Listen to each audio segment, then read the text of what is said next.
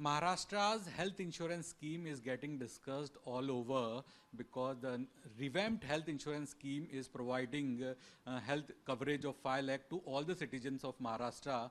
And to talk more on this scheme, what are the other conditions related to this scheme, I am joined by Mr. Milind Maheskar, Additional Chief Secretary, Public Health Department of Government of Maharashtra. Thank you so much, sir, for talking to ET now. My pleasure. Yes, sir. Sir, just want to understand your this revamped health insurance scheme, Mahatma Jyotiba Phule Arogya Yojana, is getting a lot of traction all over. We are also getting so much queries about this scheme. So, is it right to say that every citizen of Maharashtra is eligible for the scheme free of cost up to the 5 lakh rupees? Yes, every citizen of Maharashtra will be eligible for this scheme.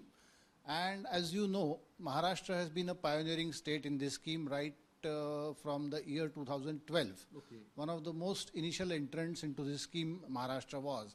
And we are running this scheme since 2018, 2012. And then the most favorite scheme of our Honorable Prime Minister, Mr. Narendra Modi ji, came in 2018, which is called Prime Minister's Jan Arogya Yojana. So we merged that in 2018. And then our Chief Minister and both Deputy Chief Ministers decided that we should go for the universalization of the scheme. Nobody should be left because health is important for everybody. Okay. So that is why we decided that every citizen of Maharashtra should get this scheme. And after the tendering process and all the formalities, the scheme has started rolling from the 1st of July 2024, where everybody will be eligible for this scheme. Irrespective of their income, irrespective of their qualification? Exactly. Earlier, to give you a small background, earlier only poor people like holding orange and yellow ration card, Antyodaya, they were eligible. But now everybody, white ration card also is eligible. And if you don't have a ration card, Aadhaar card can be used for that. And we need an Ayushman card which can be done on a mobile app very quickly in 2 or 5 minutes. And once you get registered on this Ayushman Bharat portal, immediately you can get a cashless treatment up to 5 lakh rupees per year per family. Okay. Yes. So it's a right to say that richest person of state of Maharashtra to the poor people of Maharashtra, all of them are covered for 5 lakh rupees of insurance. Yes. The another situation is that whatever scheme we were running till now, Maharashtra's roughly 2.25 crores, Sawa do crore families were covered. Maharashtra has roughly 2.72 crore families with a population of 12 crores. So we thought that why leave that small section also? Let's cover them. And that is why it has become a universal scheme. Universal. Yes.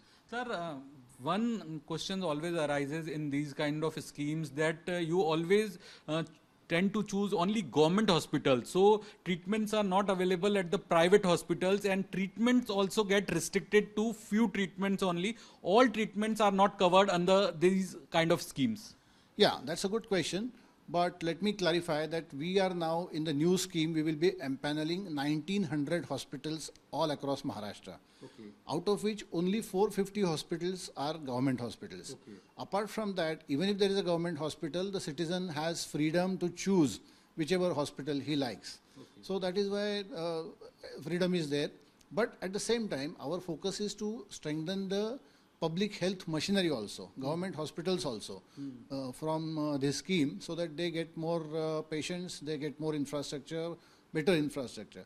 Secondly, for your question, we are covering around 1356 different procedures in this scheme. Okay. So virtually that covers everything. Okay. That covers all the types of cancers, heart disease, angioplasty, kidney diseases, and obviously all the other normal procedures. So that's, I think, enough number of procedures that are getting covered. So you mean to say that around 1500 hospital under the schemes are private hospitals and the citizens are entitled to take treatment at the private hospital also up to the 5 lakh rupees. Exactly. Yes. That is the scenario. Okay. Yeah. And sir, one more thing, because in Maharashtra, state of Maharashtra, there are many residents from outside the other states also. So are they are also eligible for the scheme? So what are the criteria to get it enrolled in this scheme? Yeah. As I said earlier, the basic criteria will be the ration card that earlier used to be. But as we have universalized this scheme and everybody may not have a ration card, so he will need domicile certificate. Because as it is, the scheme is for Maharashtra. That is why it will be for the domicile of Maharashtra. Plus Aadhaar card would entitle him for the scheme. Whoever is the domicile of Maharashtra, But in the case of accidents, anybody, irrespective of the state, is entitled for this benefit. Okay, so it's not both ration card and domicile, it's either domicile is there, is entitled to enroll for this scheme. Yes, exactly. Yes. Yes, sir. Yeah. Sir, one more question means we have got a couple of queries. It's that how to enroll in this scheme, because there are many people who are not familiar about the enrollment. So how can they get it enrolled in the scheme with the domicile they are having? Yeah. So the thing is, as I said, there are 1900 empaneled hospitals which are available on the website of this Mahatma Jyotiba Phule Jan Arogya Yojana. So whoever has any difficulty, whoever is desirous of any treatment, who is in need of any procedure, he can go to any of these hospitals directly. Okay. There will be a kiosk, there will be a facilitator. Okay. Yeah, and he will do the procedure immediately. He can on a mobile app take out your Ayushman card. Only thing you will have to produce the domicile or the ration card. So that entire thing will be done. That is the second part, sir. Yeah. After the getting the Ayushman card, but first to enroll, how to get it enrolled? See, there is no need for enrollment unless you need a treatment. Okay. You will need enrollment only if you need some procedure to be done. Okay. For that, it's best to go there and enroll. Okay, so even so, in a simpler terms, out of 1900 hospital, if you want to get treatment, you have a domicile of Maharashtra, go to that particular hospital, you will get treatment. There is no prior registration or enrollment is required. Correct. No, if you are not having any difficulty, thank God, then no enrollment is required. You go to a doctor only if you are sick. No, there is any particular card of... Ayushman card you can download from this Government of India's Ayushman Bharat app. Anybody can download that. Okay, that will be applicable. Used to have that COVID card during the unfortunate COVID times. It is similarly on the Ayushman Bharat portal. You can take out your own card. Yes. So my final question would be, how much you are spending on this scheme per family, and means how much your insurance premium has increased, because now you have universalized this scheme, because you've been running this scheme from last few years, but now from 1st of July it has been a universal health insurance scheme, and which insurance company would be providing this scheme, and how much money state of Maharashtra would be spending on it? Yeah. So today per family we are paying a premium of 1300 rupees, which means that the citizen doesn't have to pay anything. And as I told you, considering the number of families in Maharashtra, the expenditure for the exchequer will be around 3000 crores per year. That is the expenditure, and this is a rise of around 450 rupees from the earlier scheme, where the premium was 855. Yeah. So it's almost a huge rise in the premium to be paid for the health benefit of the people. Thank you so much, sir. Pleasure talking to you, sir. Thank you so much. Sir Hindi का भी कर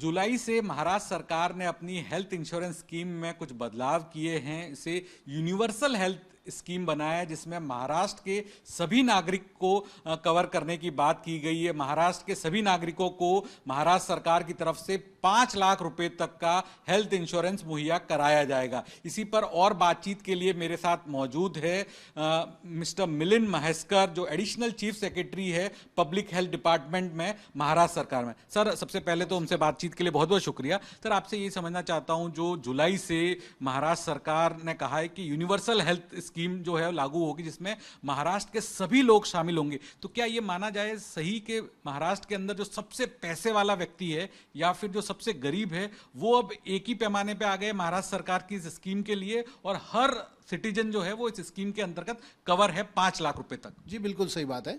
महाराष्ट्र सरकार ने यह निर्णय ले लिया है कि महाराष्ट्र का जो भी नागरिक है, रहवासी है, उसको ये स्कीम का फायदा मिलना चाहिए।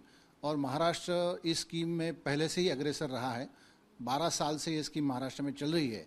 उसके बाद हमारे आदरणीय प्रधानमंत्री मोदी जी ने जो प्रधानमंत्री जन आरोग्य योजना शुरू की 2018 में, तब महाराष्ट्र की योजना और वो योजना लगभग मैच हो गई। और उसके बाद हमारे राज्य सरकार ने, मतलब हमारे मुख्यमंत्री, उप मुख्यमंत्रियों ने ये निर्णय लिया कि ये हेल्थ ये बहुत ही अहम मुद्दा रहता है सबके लिए, और इसलिए महाराष्ट्र का हर नागरिक इसमें कवर होना चाहिए। उस विचार से ये शुरू होकर ये सब टेंडरिंग वगैरह प्रोसीजर होने के बाद 1 जुलाई से ये स्कीम चालू हो गई है, जो आपने जैसे कहा कि महाराष्ट्र के लिए हर नागरिक के लिए लागू होगी और 5 लाख की मर्यादा तक इसका लाभ मिलेगा। सर पहले जो इस स्कीम में कुछ येलो राशन कार्ड वाले वगैरह ही शामिल थे, लेकिन अब आपने वो सारी कंडीशन हटा दी है। राशन कार्ड किसी के पास नहीं है या फिर इनकम टैक्स देता है, अमीर है, उन सबको इसका लाभ मिलेगा, वो इसके अंदर ट्रीटमेंट ले सकता है। जी बिल्कुल।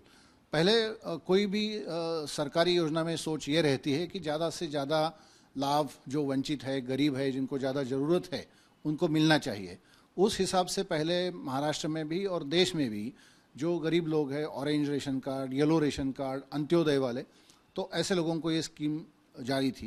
लेकिन जैसे मैंने आपको बताया कि महाराष्ट्र ने ये सोचा कि हेल्थ ये सबके लिए अहम मुद्दा होता है और इसीलिए सबको इसमें क्यों नहीं कवर किया जाए इंश्योरेंस में, तो उस हिसाब से अभी सब लोग इसमें कवर्ड है। उसकी बैकग्राउंड यह है कि पहले जो स्कीम थी ऑरेंज येलो रेशन कार्ड वाली, तो वो महाराष्ट्र के लगभग 2.25 करोड़ फैमिलीज़ जो है उनके लिए लागू थी और फिर उसमें थोड़ा सा बढ़ोतरी करने के बाद और 50 लाख फैमिली लेकर अब महाराष्ट्र में जो अंदाज़ा ये है कि 2.72 करोड़ फैमिलीज़ है और 12.5 करोड़ आबादी है, तो उन सब के लिए अब लागू हो जाएंगे। जी सर, हमेशा इस तरह की जो सरकारी स्कीम में एक चिंता ये रहती है कि ये केवल सरकारी हॉस्पिटल्स तक ही सीमित रहती है और जो ट्रीटमेंट होते हैं, जो इलाज होते हैं, वो उसका भी दायरा थोड़ा कम होता है। तो इस स्कीम में उसको क्या आपने बढ़ाया? जी, इस स्कीम की एक खासियत पहली ये है कि इसमें काफ़ी जाने माने, काफ़ी प्रसिद्ध प्राइवेट हॉस्पिटल्स भी पहले से शामिल है। अभी आज की तारीख में जो हमारा प्लान है और हमारी जो आज की व्यवस्था है, उसमें 1900 हॉस्पिटल्स एम्पैनल्ड होंगे। उसमें से सिर्फ 450 हॉस्पिटल्स ये सरकारी होंगे, जो हमारे गवर्नमेंट के डिस्ट्रिक्ट हॉस्पिटल्स हैं, मेडिकल कॉलेज अटैच्ड हॉस्पिटल्स हैं, वो मतलब 1400 से ज़्यादा हॉस्पिटल है, प्राइवेट हॉस्पिटल्स है। इसलिए ये स्वातंत्र्य है हर नागरिक के लिए कि जो उसको ठीक लगे, जो उसको सुविधाजनक लगे, घर के पास हो या और कोई दृष्टि से सुविधाजनक हो, तो किसी भी 1900 में से हॉस्पिटल में वो जा सकते हैं और सुविधा ले सकते हैं। सर, लेकिन क्या जो ट्रीटमेंट है उसमें भी सभी तरह के जो ट्रीटमेंट प्रोसीजर है वो इस इंश्योरेंस स्कीम में शामिल रखे गए या फिर कुछ जो इलाज है उसमें शामिल नहीं होंगे? हाँ, उसमें इस प्रोसीजर में जो है प्रधानमंत्री जी की जो जन आरोग्य योजना है उसके साथ ये पूरी संलग्न है। इसका मतलब ये है कि 1356 प्रोसीजर्स इसमें अलाउड है। अब 1356 ये आंकड़ा अगर आप सोचते हो तो उसमें लगभग सब कुछ आ जाता है। सारी बीमारी, हार्ट ऑपरेशन वगैरह सब, हार्ट ऑपरेशन, एंजियोप्लास्टी, बाकी कोई बीमारी हो, नॉर्मल कैंसर की केमोथेरेपी हो, रेडियो थेरेपी हो, ये सब चीज़ें इसमें कवर्ड है। इसीलिए उसमें कोई ये आशंका नहीं है कि ट्रीटमेंट होगा कि नहीं होगा। और भी उसमें ये स्वातंत्र्य है कि अगर किसी को लगे कि ये ट्रीटमेंट का अंतर्भाव नहीं है तो काफ़ी सुविधाजनक उस पर अंतर्भाव किया जा सकता है एक कमेटी के मार्फत, और उसमें कोई दिक्कत की बात नहीं है। सर, एक महत्वपूर्ण सवाल जो है लोगों के मन में है कि मुंबई में या महाराष्ट्र के दूसरे शहरों में जो दूसरे राज्यों के लोग हैं, तो क्या वो भी इस स्कीम के अंदर एनरोल हो सकते हैं, इसका फायदा उठा सकते हैं? उसका एलिजिबिलिटी क्राइटेरिया क्या है?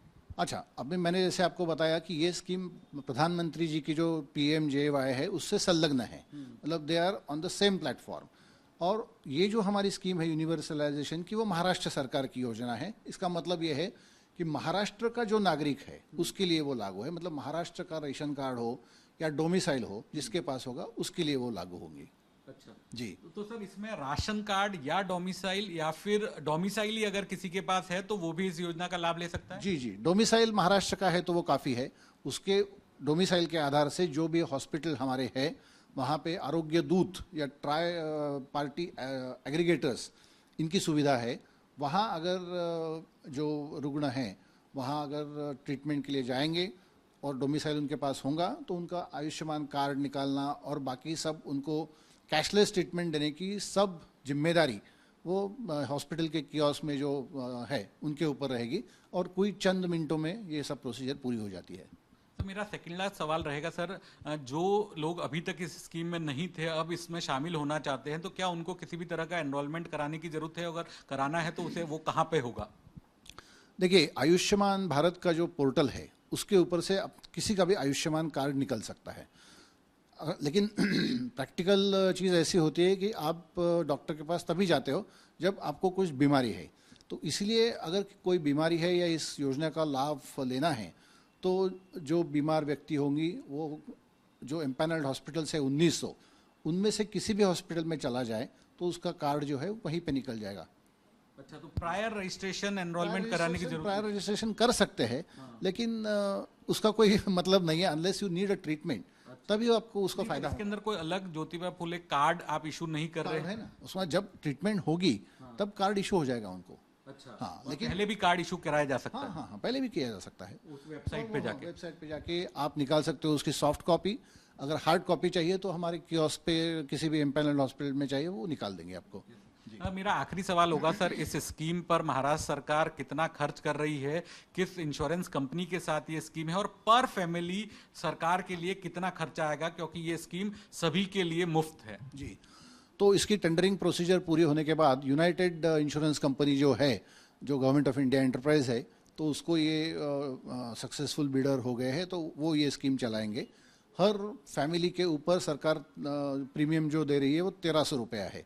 पहले स्कीम यूनिवर्सलाइजेशन के पहले ये प्रीमियम था 855, लेकिन हमने अभी हॉस्पिटल्स बहुत बढ़ाए हैं, ट्रीटमेंट बहुत बढ़ाए हैं, प्रोसीजर्स बहुत बढ़ाए हैं, इसके कारण 855 से लेके ये प्रीमियम पहुंच गया है 1300 रुपये पर। जिसका मतलब है सरकार को हर साल 3000 करोड़ के लगभग खर्चा इसके ऊपर आएगा और ये स्कीम अच्छी तरह से चल पाएगी। हमसे बात करने के लिए बहुत बहुत शुक्रिया सर।